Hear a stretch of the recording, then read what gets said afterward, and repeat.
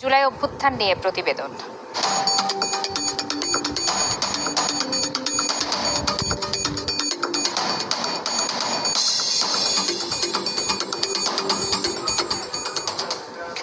Police নিষিদ্ধ ছাত্রলীগ, যুবলীগ ও আওয়ামী সন্ত্রাসীদের নির্বিচার গুলি টলাতে পারেনি জুলাই যোদ্ধাদের।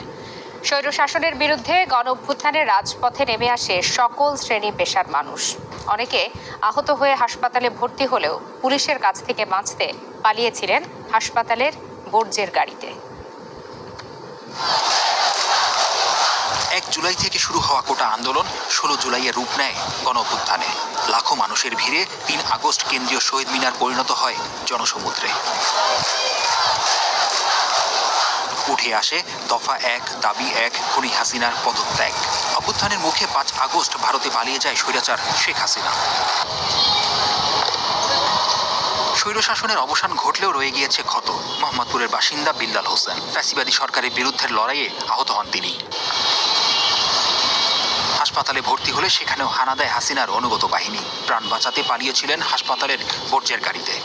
আমার যে পায়ে বুলেট আঘাত প্রাপ্ত হয়েছে, আমার ওই খেয়ালই নেই। আমার শুধু খেলা একটা ফেসিস্টের বিদায় কখন হবে। এখানে প্লাস্টার করলো, প্লাস্টার করার পর হঠাৎ করে এক ওয়ার্ড বয় আসলো, ভাই এখানে তো 8টা গাড়ি চলে আসছে, পুলিশের ডিবি আপনাদের গ্রেপ্তার করবে। তখন আমাদের ভিতরে আতঙ্ক ছিল। তখন আমার সহযোদ্ধা আমাকে ময়লার গাড়িতে নিয়ে পরে হাসপাতালের পিছনের গেট থেকে আমাকে বাইর করে দেয়। ৩ আগস্ট রাজধানীর সায়েন্স ল্যাবে বৈষম্য বিরোধী ছাত্র আন্দোলনের ডাকে বিক্ষোভে যুক্ত হন কামরুল। গণগ্রেফতার থেকে পালিয়ে আসলেও রক্ষা পাননি বুলেটের আঘাত থেকে। পুলিশ হইলো প্রথম আমারে ডাক দিছে, এর ভিতরে আমার যে এই যে দেখেন এই বাড়িটা যে দিছে, এই বাড়িটা দেওয়ার পরে আমার এই বাড়িটা দিছে এরকম একটা এসএস পাইপ দিয়া হেলমেট পরা ছাত্রলীগ রাজধানী নিউ মার্কেটে। এই যে এই বাড়িটা। রামপুরায় আন্দোলনের প্রথম থেকেই সম্পৃক্ত ছিলেন আরেক যোদ্ধা হাসান। তুলে ধরেন আহত ও নিহতদের সেই বিভীষিকাময় দিনের কথা। হঠাৎ করে এসেই তারা উদ্দেশ্যহীনভাবে আমাদের উপরে ফায়ার শুরু করলো এবং ফায়ারের সময় তারা বলতেছিল যে আজা আজা আজা এরকম করে হিন্দিতে কথা বলতেছিল আমাদের সাথে।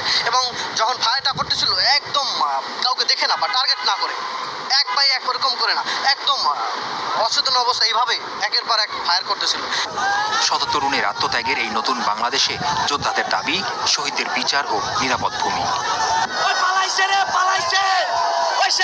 মেহেদী হাসান, ইন্ডিপেন্ডেন্ট নিউজ, ঢাকা।